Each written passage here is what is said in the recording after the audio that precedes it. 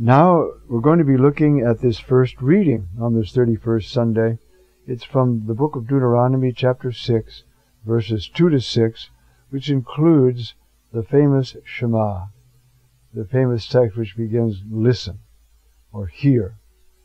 So now I'm going to read the text, and then we'll reflect on this notion of love for God, which will come up again in the Gospel, of course. This, as usual, this first reading prepares a background for the Gospel, as it always does. And the second reading goes its own way, has its own Lectio Continua, but it's not the same as the Gospel. And then the background text that's placed to throw light on the Gospel. All right. Moses spoke to the people, saying, "Fear the Lord your God." Now that doesn't mean be afraid of Him. It means be in awe of Him, but not afraid of Him. "And keep throughout the days of your lives all His statutes and commandments which I enjoin on you, and thus have long life." Now, in our democratic world, having laws and rules seems to be a great imposition. But you see, for the Jewish people, and hopefully for us, you see, it's a blessing. He tells us how to live. Like the Ten Commandments are an operator's manual. Live this way and you won't have a breakdown. Or as somebody else once said, it's like these are the edges of the table. Stay within those. That's why they're all don't. Don't go off the edge. You go into inhumanity when you do that. By killing, by committing adultery, by lying, by, and so forth. And so, you'll have a long life. Hear then, Israel, and be careful to observe them, that you may grow and prosper the more, in keeping with the promise of the Lord, the God of your fathers, to give you a land flowing with milk and honey. In other words, God said, look, come into this land. Now do what I tell you, and this land is yours in perpetuum, in perpetuity. This is your land. But you've got to do what I'm telling you. So, if that doesn't happen, then they lose their right to the land. Now, the second part of this passage that we have today is again Moses. And this is the part which becomes the prayer of Israel. And we're going to spend some time reflecting on it. It says, Shema Yisrael, Adonai, Eloheinu Adonai Echad. The Lord is our God. The Lord Echad. Now, the Lord Echad, Adonai Echad, can mean the Lord is one. It can also mean the Lord alone. It means both. You see? Listen, Israel. Adonai, you see, is our God. Adonai Echad. No other God. Nothing else. No money should be your guide, God. No possessions. No pleasure, no power. Only God is God. Now that has been the reality which has kept Israel together for all these thousands of years. If you date it from the call of Moses and the law which was given there, we have nearly 3 millennia. The Jewish people have been in existence. No other people can say that. And what held them into existence is this Shema and all the things that are related to it. Listen. Now listen, you see, is different than hear. I can say to you, you say to me, are you listening to me? And I say, well, I hear you. Not the same, is it? Listen means I'm paying attention with the intention of doing something about it. Hear means, I get it. You're talking to me and you're saying, God is one. I got that. Shema Yisrael. You see? Adonai Eloheinu Adonai Echad. Now, that is still foundational.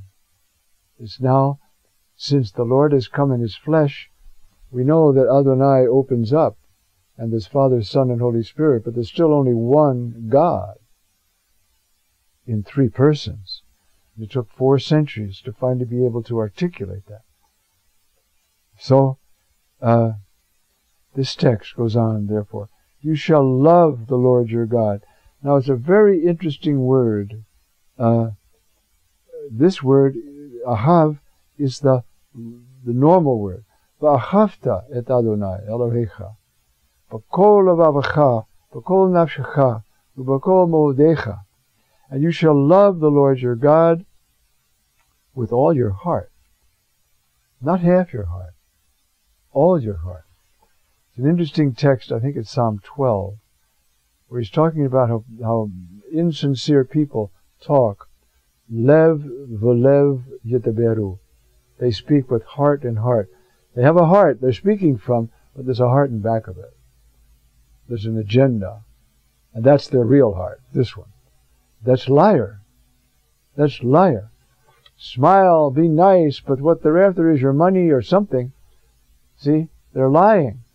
And that's in this beautiful phrase in the Psalm, Lev v'lev. He's got 2 hearts, not 1 heart. Not a unified heart. You see? If Adonai is Echad, then our heart has to be Echad. We have to one. You see? We have to love the Lord b'kol levavecha, with all our heart. You see? With all our soul, and all our modecha, all our goods, or how do they translate it in this text? All your strength. Yeah, but strength in the broad sense of the term. My money, my friends, my money, my physical health, your whole being. It's a beautiful story told about Rabbi Akiva, who lived in the time of the Roman occupation. There had just been the big revolt by Bar Kokhba against the Romans, and it was crushed. And the Romans said it's the studying of the Torah that gets these people all riled up. And so they said, from now on, there can be no teaching or study of Torah in Jerusalem or the environs. So they said that to Rabbi Akiva. He said, I'm born to teach Torah. That's all I do. He said, it's like a fox telling the fish, jump out of the water. It's nicer up here. There's sunshine and there's stuff to eat, but a fish out of water dies. And so Rabbi Akiva says, I would be a fish out of water if I didn't love, study, and teach Torah. So he went up to the north, where he thought he might be safe, and he wasn't. And they arrested him, and they were burning him on a gridiron. They were roasting him alive on this gridiron. And some of his disciples were standing close. It came time to sing the Shema. He began to sing the Shema. And they said to him, Master, now you're singing the Shema? He said, of course, this is the time. All my life I have wondered what it meant to love God with all my soul. Now I understand. And he died a martyr. All my physical energies, I give them all to God. I'm being killed, and I give them all to God. You see, and he's a martyr. But he's a martyr singing the Shema. To love God with everything I got. My whole heart, my attention, because, you see, the heart is the place within us. And this is beautifully developed by Robert Spemann, a German philosopher. The heart of the human being is that place. He gets it. He says this is he grasps it philosophically, but it was indicated to him through the Bible. The lev, the heart, is that place where there is nothing between us and God. We are directly confronting God.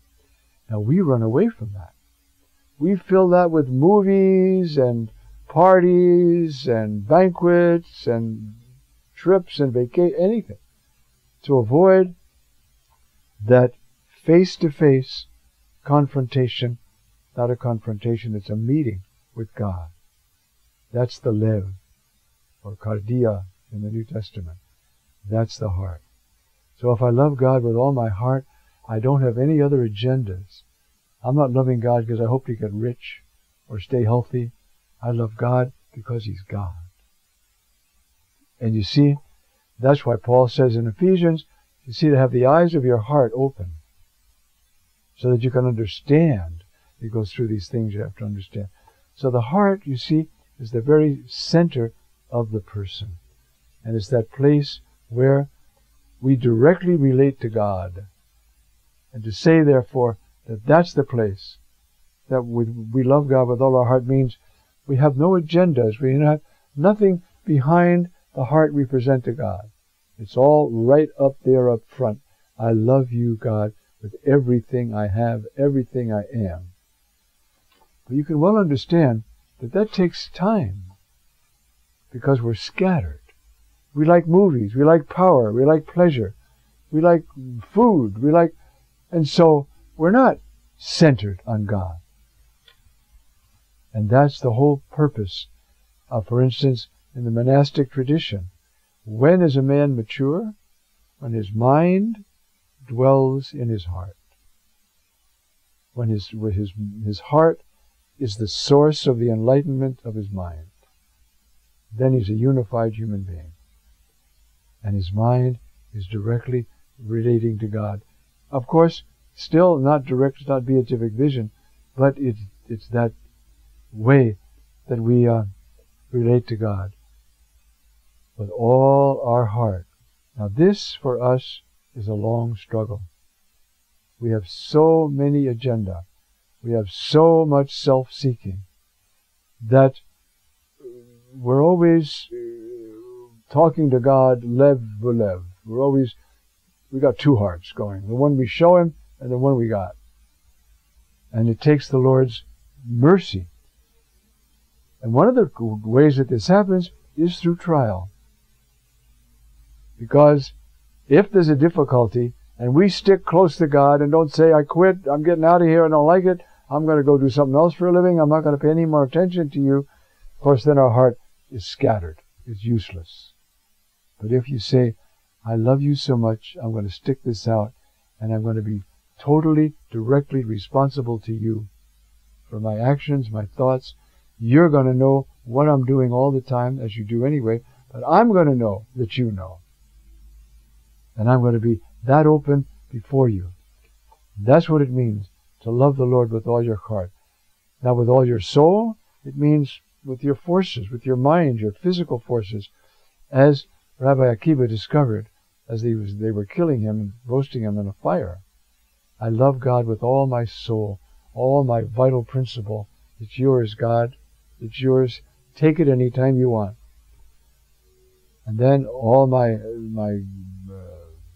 wealth, my strength, my friends, my house, my car, whatever, all of that. I love God with that too. That's all His. Nothing I have or am that doesn't belong to you, God. That's what love is all about.